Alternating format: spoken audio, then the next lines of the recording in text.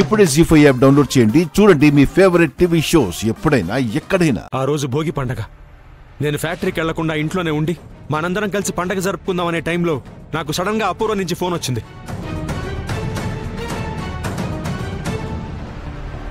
బొమ్మల ఫ్యాక్టరీ నష్టాల్లో ఉంది, దాన్ని తగలబెడితే ఇన్సూరెన్స్ డబ్బు వస్తుంది, దాంతో ఫ్యాక్టరీ నష్టాల్లోంచి బయటపడి కార్మికుల కష్టాలు తీరతాయని అపూర్వ అంటే ఆ మాటల్ని గుడ్డిగా నమ్మి నేనే నా చేతులతో ఫ్యాక్టరీని తగలబెట్టాను.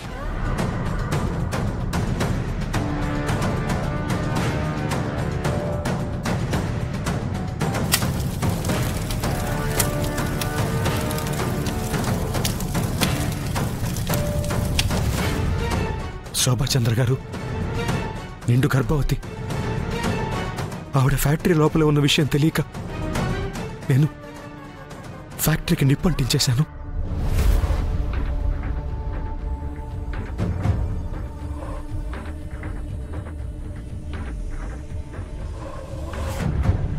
ఆ మంటల్లో పడి కడుపుతో ఉన్న ఆవిడ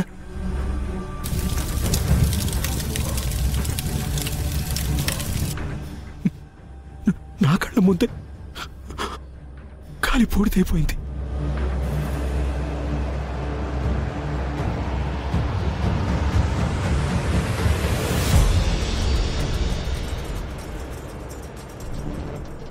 ఆ ఫ్యాక్టరీ కూడా పక్కనే అప్పుడే పుట్టిన నిన్ను నా కుక్క పిల్ల చూపించింది. నువ్వు దొరికినప్పుడు ఇవే నీతో ఉన్నాయి. ఇవి తీసుకొని నీ కన్న వాళ్ళని వెతుక్కుంటూ వెళ్ళిపో. ఈ గజ్జలు ఆ శోభాచంద్రవే. ఆ మంటల్లో పడి కడుపుతో ఉన్న ఆవిడ కాలి పూడితైపోయింది.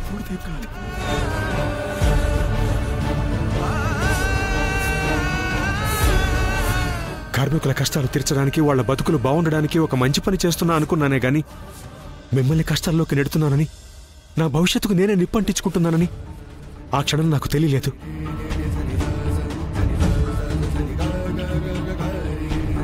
నా వల్లే ఇలా జరిగిందన్న విషయం శరత్చంద్ర గారికి గాని, గ్రామస్తులకు గాని, కార్మికులకు గాని తెలిస్తే నన్ను, నా కుటుంబాన్ని, అంటే మిమ్మల్ని ప్రాణాలతో బతకనివ్వరని అపూర్వ భయపెట్టింది.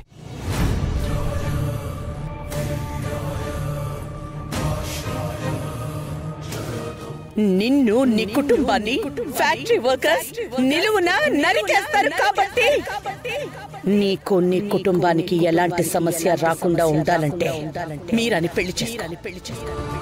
నా మీద కోపంతో మిమ్మల్ని ఏమైనా చేస్తారేమోనని భయపడి మిమ్మల్ని కాపాడుకోవడం కోసం మీరా మెళ్ళో తాళి కట్టమన్న అపూర్వ కండిషన్కి ఒప్పుకుని అప్పటికే నన్ను ఇష్టపడుతున్నా మీరాని పెళ్లి చేసుకున్నాను.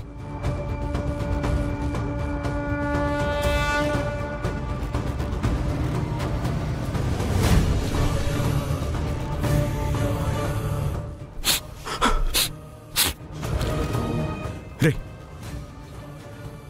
కూట్లో నిలబడి చెప్తున్నాను, మీ క్షేమం కోసం ఆ ఇంటికి వెళ్ళానే గాని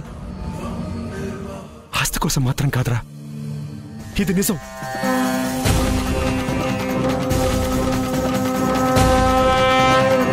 ఇప్పుడు చెప్పరా, నా కుటుంబాన్ని కాపాడుకోవడం కోసం నేను చేసింది తప్ప? తప్పే తప్పే తప్పే తప్పే తప్పే తప్పే తప్పే.